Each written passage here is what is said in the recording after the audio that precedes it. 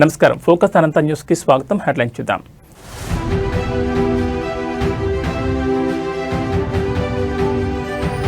లక్ష్యాలు ఎప్పుడూ సులభంగా ఉండకూడదు. బోర్డు పరీక్షలకు హాజరయ్యే విద్యార్థులతో మోడీ ముచ్చట.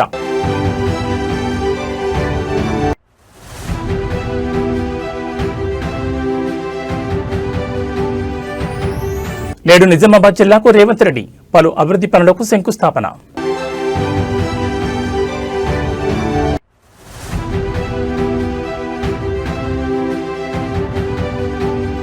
జనసేన ఎమ్మెల్యే అరవ శ్రీధర్కు హైకోర్టులో ఊరట. శ్రీధర్ వివరణ తీసుకోవాలని ధర్మాసనం ఆదేశం.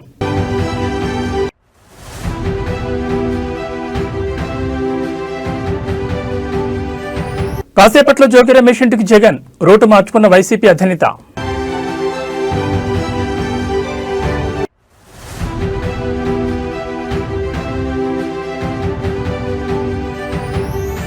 రుణగ్రహీతలకు ఊరట. కీలక వడ్డీ రేట్లు యథాతథం. ఇక వివరాలు చూస్తే లక్ష్యాలు ఎప్పుడూ సులభంగా ఉండకూడదని ప్రధాని మోడీ సూచించారు. పరీక్ష పే చర్చ 9వ సీజన్లో భాగంగా బోర్డు పరీక్షలకు హాజరయ్యే విద్యార్థులతో మోడీ ముచ్చటించారు. గుజరాత్, కోయంబత్తూర్, రాయ్పూర్, గౌహతి, ఢిల్లీ విద్యార్థులు పాల్గొన్నారు. ఈ సందర్భంగా విద్యార్థులతో మాట్లాడుతూ ఆత్మవిశ్వాసం నింపారు. పలు సూచనలు, సలహాలు ఇచ్చారు. నైపుణ్యాల ముఖ్యమా, మార్కులా అని పిల్లలు వేసిన ప్రశ్నకు మోడీ సమాధానమిచ్చారు. ప్రతి దానిలోనూ సమతుల్యత అవసరమని చెప్పారు.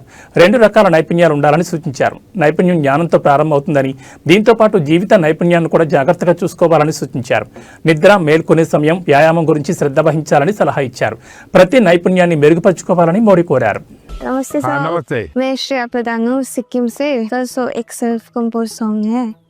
सो ये 3 लैंग्वेजेस में लिखा हुआ है, अरे वाह, हिंदी, नेपाली और बंगाली में। सो ये देशभक्ति का वैसा वाला सॉन्ग है। इसका टाइटल मैंने रखा है हमारा भारत भूमि। तो आपको कविता लिखने का शौक है? Yes sir. सो कविता सो मैं वो नेचर के बारे में लिखती हूँ ज्यादातर। अच्छा, नेचर के विषय में। भानु जयंती ने भी लिखा था 1-2 बार। Yes sir. चलिए सुनाइए। हमारा भारत भूमि है, ऋषियों का ये देश है। हमारा भारत भूमि है, ऋषियों का ये देश है। अनेकता में एकता, शांति का परिवेश है। अनेकता में एकता, शांति का परिवेश है। देवी देवता को प्रिय वासियों, मानवता मौला एक उठानियो। शाबाश, बहुत सुंदर, बहुत सुंदर। తెలంగాణ ముఖ్యమంత్రి రేవంత్ రెడ్డి నేడు నిజామాబాద్ జిల్లాలో పర్యటించనున్నారు. వివిధ అభివృద్ధి పనులకు సంబంధించిన శంకుస్థాపనలను నిర్వహించనున్నారు. నిజామాబాద్ జిల్లాలోని బర్దీపూర్లో 687 కోట్ల రూపాయలతో చేపట్టే వివిధ అభివృద్ధి పనులకు ముఖ్యమంత్రి రేవంత్ రెడ్డి శంకుస్థాపన చేస్తారు. అనంతరం బహిరంగ సభలో ముఖ్యమంత్రి రేవంత్ రెడ్డి ప్రసంగించనున్నారు. మున్సిపల్ ఎన్నికల్లో కాంగ్రెస్ పార్టీ అభ్యర్థులను గెలిపించాలని కోరనున్నారు. నిజామాబాద్ జిల్లాకు చెందిన వివిధ మున్సిపాలిటీల నుంచి ముఖ్యమంత్రి పర్యటన కోసం భారీగా జన సమీకరణ చేస్తున్నారు. మున్సిపల్ ఎన్నికల ప్రచారంలో భాగంగా రేవంత్ రెడ్డి వరుసగా జిల్లాల పర్యటన చేస్తున్న సంగతి తెలిసిందే. ముఖ్యమంత్రి పర్యటన సందర్భంగా విస్తృత బందోబస్తు ఏర్పాటు చేశారు. ఈ మున్సిపల్ ఎన్నికల సందర్భంగా నిన్న ఒక ఆయన ఢిల్లీ నుంచి వచ్చిండు. లావు మనగాడు లడాయికి పోతేనంట వెనకాల 3 నూకుడు మనగాళ్ళు వచ్చిరట. భారతీయ జనతా పార్టీ అధ్యక్షుడు, జాతీయ అధ్యక్షుడు నిన్న పాలమూరుకు వచ్చిండు. ఆయన వెనకాల కిషన్ రెడ్డి, బండి సంజయ్, డికే అరుణ గారు ఆయన వెనకాల పోయారు.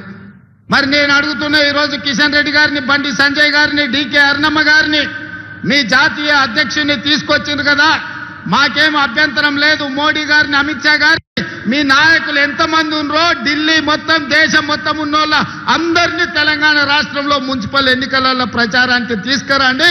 ఒక్క మున్సిపాలిటీ అయినా మీరు గెలుస్తారేమో మా కాంగ్రెస్ పార్టీ కార్యకర్తలు చూసుకుంటారు. మా కాంగ్రెస్ పార్టీ కార్యకర్తల సత్తా ఏందో ఇవాళ బీజేపీ వాళ్ళకు చూపిస్తారు. నేను అడగదలుచుకున్న బీజేపీ జాతీయ అధ్యక్షుని 2014లో నరేంద్ర మోడీ గారు మా మహబూబ్నగర్ జిల్లాకు వచ్చినప్పుడు పాలమూరు రంగారెడ్డి ఎత్తిపోతల పథకాన్ని జాతీయ ప్రాజెక్టుగా చేస్తాము అని అన్నాడు. ఆంధ్రప్రదేశ్ ఏసీబీ కోర్టులో నేడు జోగి రమేష్ బ్రదర్స్ బెయిల్ రద్దుపై విచారణ జరగనుంది. నకిలీ మద్యం కేసులో జోగి సోదరుల బెయిల్ రద్దు చేయాలని సిట్ అధికారులు పిటిషన్ వేశారు. ఇద్దరు బయట ఉంటే సాక్షులను ప్రభావితం చేస్తారని, వీరి బెయిల్ రద్దు చేయాలని సిట్ వేసిన పిటిషన్పై ఏసీబీ కోర్టు నేడు విచారణ చేయనుంది. మరోవైపు మాజీ మంత్రి జోగి రమేష్ పై నమోదైన కేసులను క్వాష్ చేయాలని వేసిన పిటిషన్పై నేడు ఆంధ్రప్రదేశ్ హైకోర్టులో విచారణ జరగనుంది. తిరుపతి, ఇబ్రహీంపట్నంలో జోగి రమేష్ పై నమోదైన కేసులను క్వాష్ చేయాలన్న పిటిషన్పై నేడు విచారణ చేసిన తర్వాత ఎలాంటి తీర్పు ఇవ్వనుందో చూడాలి. అరాచక ప్రభుత్వం నిన్నటి నుంచి ఏ విధంగా రాష్ట్రంలో వైఎస్ఆర్ కాంగ్రెస్ పార్టీ నాయకుల మీద, కుటుంబ సభ్యుల మీద, నివాసాల మీద ఏ విధంగా దాడి జరుగుతున్నది మీరు అందరూ కూడా సభ్య సమాజం మొత్తం కూడా చూస్తూ ఉన్నారు. ఇప్పుడు ఈ క్షణంలో ఇబ్రహీంపట్నంలో ఉన్న నా ఇంటి మీద చంద్రబాబు నాయుడు కొడుకు లోకేష్ ఇద్దరు కూడా నా నివాసం మీద దాడి చేయడం కోసం, నా కుటుంబ సభ్యుల మీద దాడి చేయడం కోసం నన్ను ఏదైనా చేయాలి, కిరాతకంగా చేయాలి, రాక్షస ఆనందం పొందాలన్న ఉద్దేశంతో ఇప్పుడు దాడి జరుగుతున్న దృశ్యాలను మీరు మీడియా మిత్రులు అందరూ కూడా, రాష్ట్ర ప్రజలందరూ కూడా గమనిస్తా ఉన్నారు. 83 రోజులు అన్యాయంగా, అక్రమంగా ఒక ఫేక్ కేసులో చంద్రబాబు నాయుడు కొడుకు అన్యాయంగా ఇరికించి 83 రోజులు నన్ను జైల్లో పెట్టి నన్ను నా తమ్ముడిని రాక్షసానందం పొందారు. ఇది చాలేదా? ఇది చాలకపోగా పెట్రోల్ బాంబులు వేసి నన్ను నా కుటుంబాన్ని అంటే హతమార్చాలని చూస్తారా? ఏం చంద్రబాబు నాయుడు, ఏ లోకేష్, ఏంటి దుర్మార్గం? నన్ను అక్రమంగా 83 రోజులు నిర్బంధించింది చాలక, నన్ను నా తమ్ముడిని నా కొడుకును కూడా జైల్లో పెట్టింది చాలక, ఒక బలహీన వర్గాలకు సంబంధించిన జోగి రమేష్ ని నన్ను ఇబ్బంది పాలు చేయాలా, నన్ను హతమార్చాలా, నా కుటుంబాన్ని అంటే ఏ స్థాయికి వెళ్ళిపోతా ఉంది? ప్రజాస్వామ్యం, రాజ్యాంగం మొత్తం కూడా కూలీ చేస్తూ పోలీసు వ్యవస్థ చోద్యం చూస్తారు. మాజీ మంత్రి వైసీపీ నేత జోగి రమేష్ నివాసంపై టీడీపీ కార్యకర్తలు దాడి చేసిన సంగతి తెలిసిందే. మంత్రి నారా లోకేష్ పై అనుచిత వ్యాఖ్యలు చేసిన నేపథ్యంలో జోగి నివాసంపై దాడి చేసి నిప్పు పెట్టారు. ఈ క్రమంలో జోగి రమేష్ ని పరామర్శించేందుకు తాడేపల్లిలోని తన నివాసం నుంచి జగన్ బయలుదేరనున్నారు. ఇబ్రహీంపట్నంలోని జోగి రమేష్ నివాసానికి వెళ్లేందుకు పోలీసులకు వైసీపీ ఒక రూట్ మ్యాప్ ఇచ్చింది. అయితే శాంతి భద్రతల దృష్ట్యా వైసీపీకి పోలీసులు మరో రూట్ మ్యాప్ ఇచ్చారు. ఈ క్రమంలో పోలీసులు ఇచ్చిన రూట్ మ్యాప్ ను ఫాలో కాబోమని తొలుత చెప్పిన వైసీపీ చివరకు తన నిర్ణయం మార్చుకుంది. పోలీసులు సూచించిన మార్గంలోని జోగి రమేష్ నివాసానికి జగన్ వెళ్లనున్నారు. పోలీసులు ఇచ్చిన రూట్ మ్యాప్ ప్రకారం తాడేపల్లి నుంచి మంగళగిరి బైపాస్, కాజా వెస్ట్ బైపాస్, గుంటుపల్లి మీదుగా ఇబ్రహీంపట్నంకు జగన్ చేరుకోనున్నారు. ఈ సందర్భంగా జోగి రమేష్ ను ఆయన కుటుంబ సభ్యులను పరామర్శించి ధ్వంసమైన ఇంటిని పరిశీలించనున్నారు. అనంతరం మధ్యాహ్నం 12 గంటలకు ఆయన తాడేపల్లికి చేరుకుంటారు.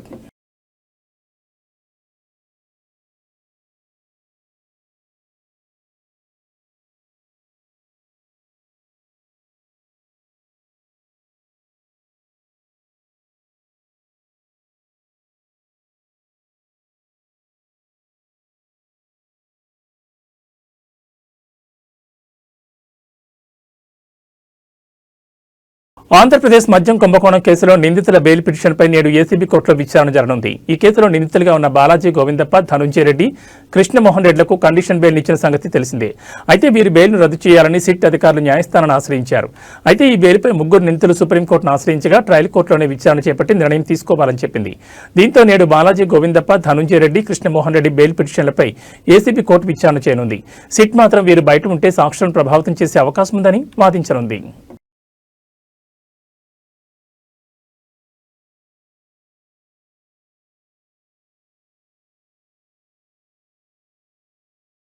తెలంగాణ జనసేన నేతలతో ఆ party chief AP deputy CM Pawan Kalyan సమావేశమయ్యారు. రాష్ట్రంలో జరిగే మున్సిపల్ ఎన్నికల్లో బీజేపీ, జనసేన అభ్యర్థుల తరపున ఆయన ప్రచారం చేయనున్నారు. ఈ క్రమంలోనే ప్రచార షెడ్యూల్ను ఖరారు చేసేందుకు తెలంగాణ జనసేన నేతలతో పవన్ మంగళగిరిలోని పార్టీ కార్యాలయంలో భేటీ అయ్యారు. ఈ మీటింగ్లో పార్టీ నేతలు మహేందర్ రెడ్డి, రామ్ తాడూరి, శంకర్ గౌడ్, సాగర్, రాజలింగం పాల్గొన్నారు. శుక్రవారం ప్రచార షెడ్యూల్ రిలీజ్ చేస్తామని తెలంగాణ నేతలు చెబుతున్నారు. బీజేపీ స్టేట్ ప్రెసిడెంట్ రామచంద్రరావు, కేంద్ర మంత్రులు కిషన్ రెడ్డి, బండి సంజయ్ ఇతర ఎంపీలతో చర్చించి పవన్ ప్రచారంపై షెడ్యూల్ రెడీ చేస్తున్నామని వివరించారు.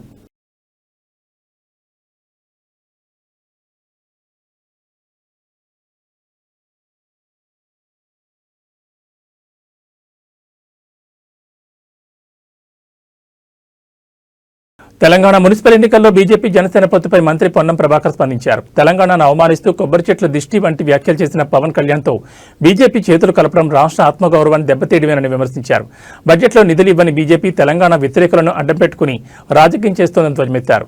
పవన్ ప్రచారాన్ని ప్రజలు గమనించాలని, ఆయనను ఉద్యమకారులు ఎప్పటికీ తెలంగాణ వ్యతిరేకంగానే చూస్తారని మంత్రి హెచ్చరించారు.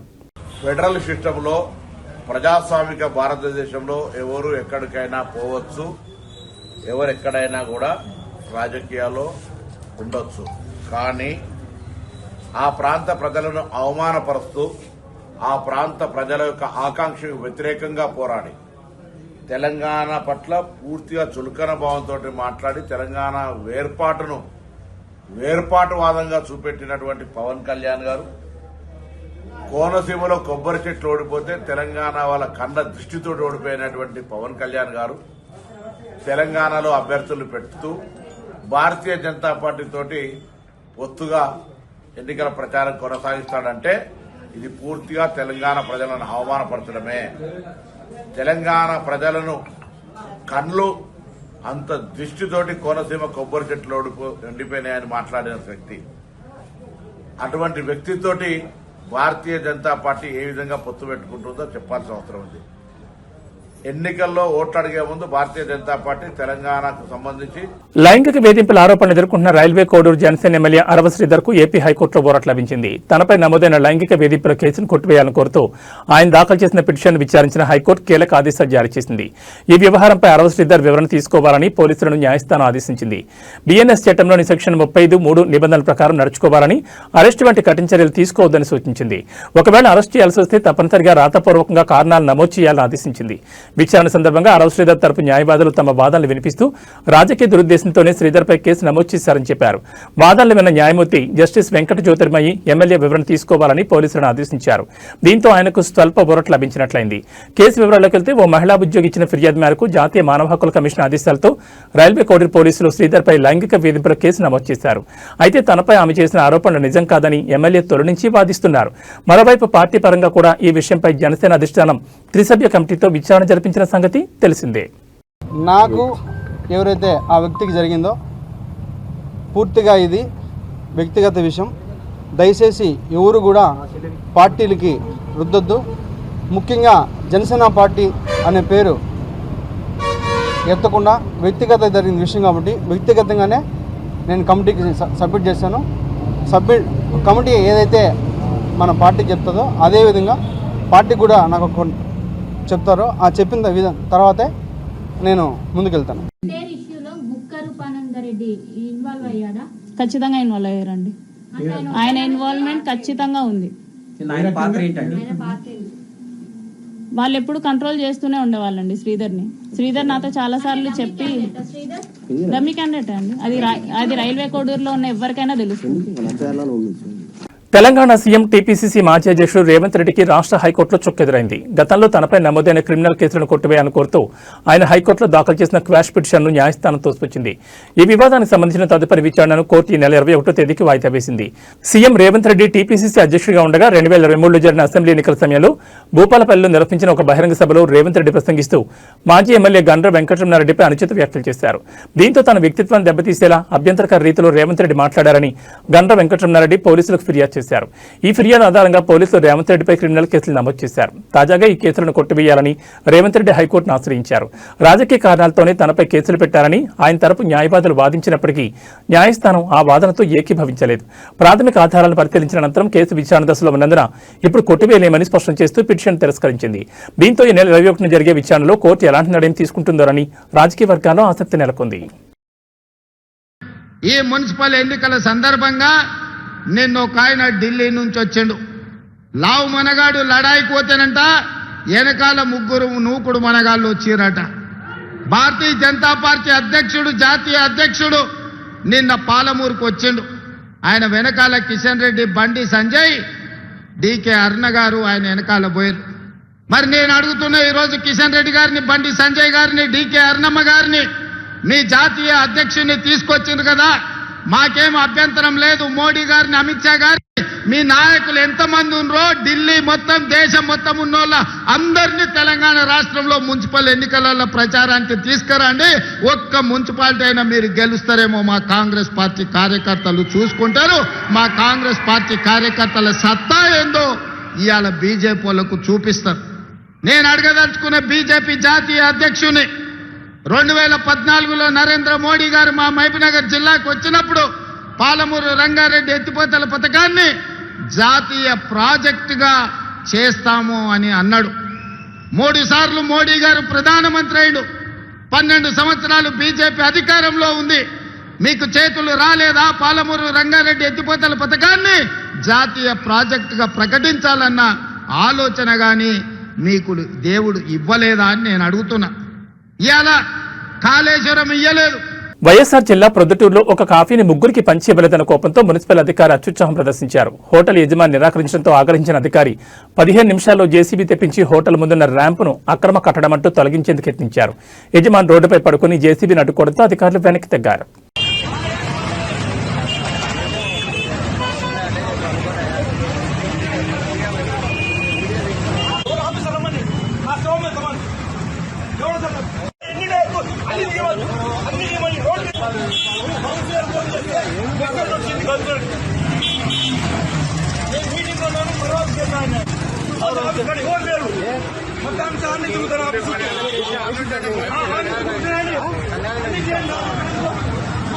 పింఛన్ల పెంపు, మహిళలకు 2500 పథకాలపై ఏఐసీసీ కార్యదర్శి సంపత్ కుమార్ కీలక వ్యాఖ్యలు చేశారు. గద్వాల జిల్లా ఐజలో మాట్లాడిన ఆయన మార్చి తర్వాత పింఛన్లను 4000కు పెంచుతామని, మహిళలకు ఆర్థిక సాయం అందిస్తామని ప్రకటించారు.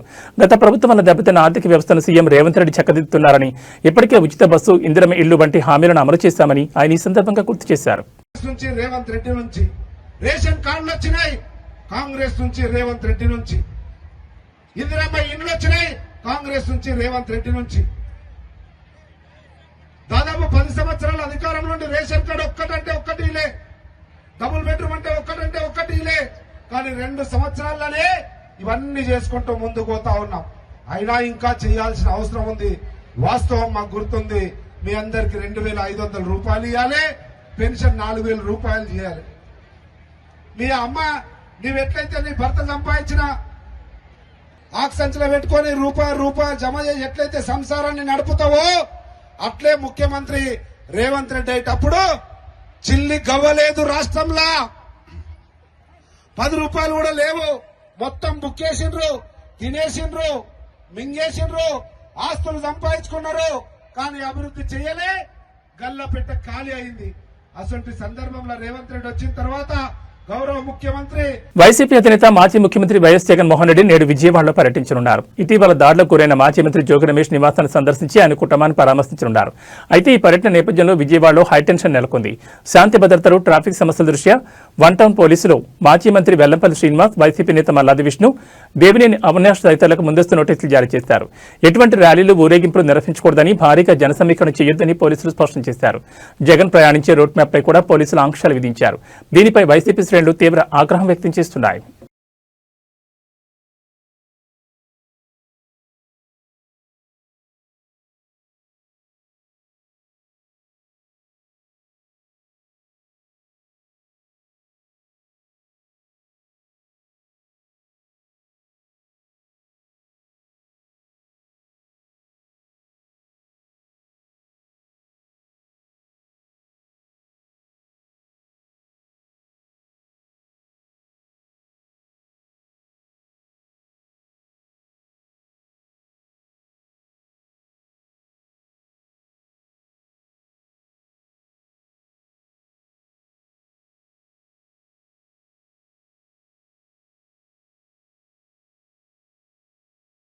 తూర్పుగోదావరి జిల్లాలో ప్రజలకు కంటి మీద కునుకు లేకుండా చేస్తోంది పెద్దపులి. అటవీశాఖ అధికారులు, పోలీసులు 2 రోజులుగా దానికోసం వెతుకుతున్నా ఇంకా ఆచూకీ తెలియలేదు. రాజానగరం మండలం జి ఎర్రంపాలెం, మండపేట మండలం కేశవరం మధ్య ఉన్న కొండపై పెద్దపులి ఉన్నట్లుగా సమాచారం అందడంతో అధికారులు థర్మల్ డ్రోన్ కెమెరాలతో పులిజాడ తెలుసుకునే ప్రయత్నం చేయగా అది కూడా విఫలమైంది. పెద్దపులి ఎక్కడుందో స్పష్టంగా గుర్తించాకే ట్రాంక్విలైజర్ వాడగలమని అధికారులు చెబుతున్నారు. స్థానికులు ఎవరూ దాన్ని రెచ్చగొట్టే ప్రయత్నాలు చేయొద్దని హెచ్చరించారు. పులిని పట్టుకునేందుకు పూణే నుంచి రెస్క్యూ టీం వచ్చిందని తెలిపారు. పులిని జాగ్రత్తగా బంధించేందుకు అధికారులు ఆచితూచి అడుగులు వేస్తున్నారు. క్వారీలు, గుట్టలు, పొదలు ఎక్కువగా ఉండడంతో ఆహారం కోసం పులి మాటు వేసి ఉంటుందని అధికారులు భావిస్తున్నారు. ఈ క్రమంలో ప్రజలు జాగ్రత్తగా ఉండాలని సూచించారు. ముఖ్యంగా కేశవరం, జి ఎర్రంపాలెం, ద్వారపూడి, పాత తొంగపాడు, కొత్త తొంగపాడు పుణ్యక్షేత్ర గ్రామాల ప్రజలు అప్రమత్తంగా ఉండాలని తెలిపారు. శుక్రవారం ఉదయం నుంచే పులిజాడు కోసం అధికారులు వెతకడం ప్రారంభించారు. ఫిబ్రవరి 3న రాజమండ్రిలోని తొర్రేల్లో పెద్దపులి రోడ్డుపై కనిపించడంతో వాహనదారులు హడలిపోయారు. దివాన్ చెరువు హైవే సమీపంలో పెద్దపులిని చూసిన వాహనదారులు భయాందోళనకు గురయ్యారు. ఓ ఇంటి ముందు తచ్చాడిన పులి ఎటు వెళ్లాలో తెలియక చివరికి ఓ కంచెను దూకి కొండల్లోకి వెళ్లినట్లుగా వాహనదారులు తెలిపారు.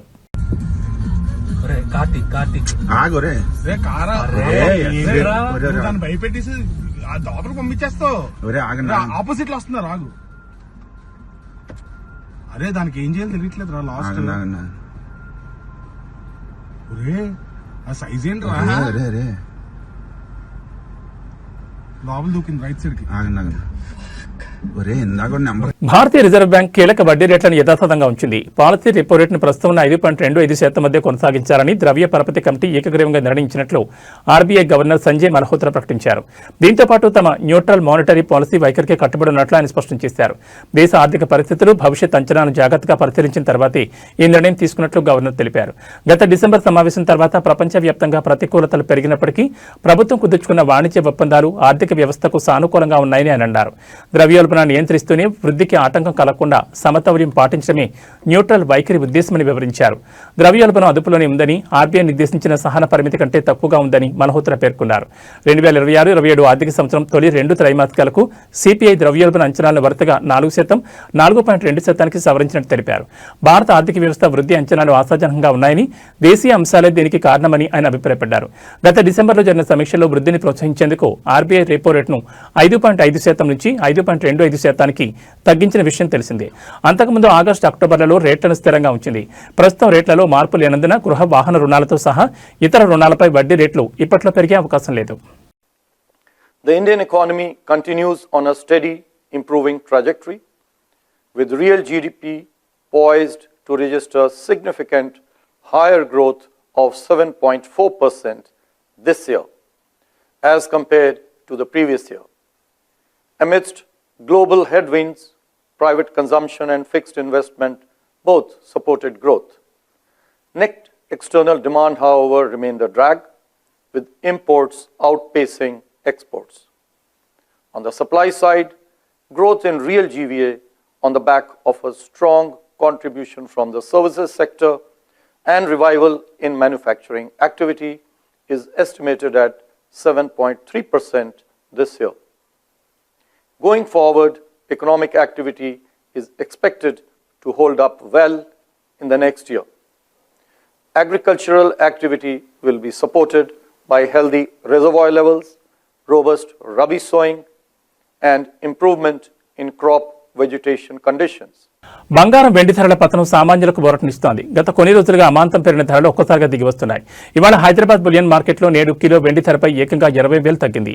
ఈ పరిణామం కిలో వెండి ధర 2,80,000 వద్దకు చేరుకుంది.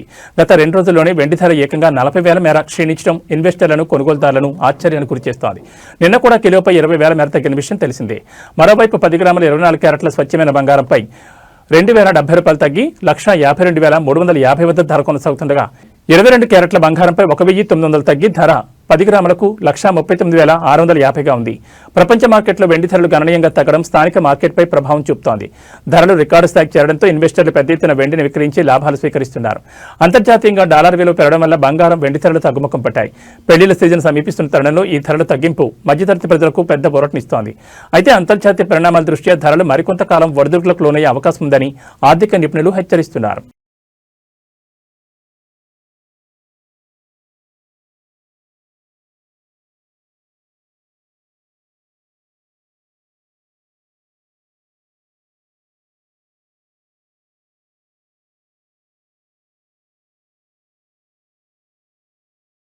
ఇక బులెటిన్ ముగించే ముందు హెడ్లైన్స్ మరోసారి.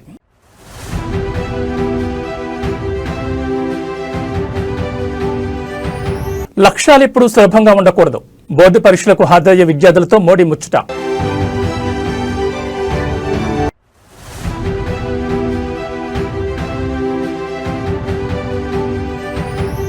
నేడు నిజామాబాద్ జిల్లాకు రేవంత్ రెడ్డి పలు అభివృద్ధి పనులకు శంకుస్థాపన.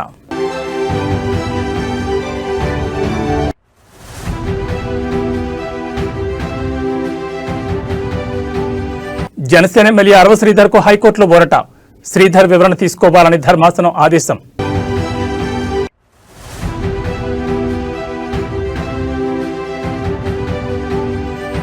కాసేపట్లో జోగి రమేష్ ఇంటికి జగన్. రూటు మార్చుకున్న వైసీపీ అధినేత.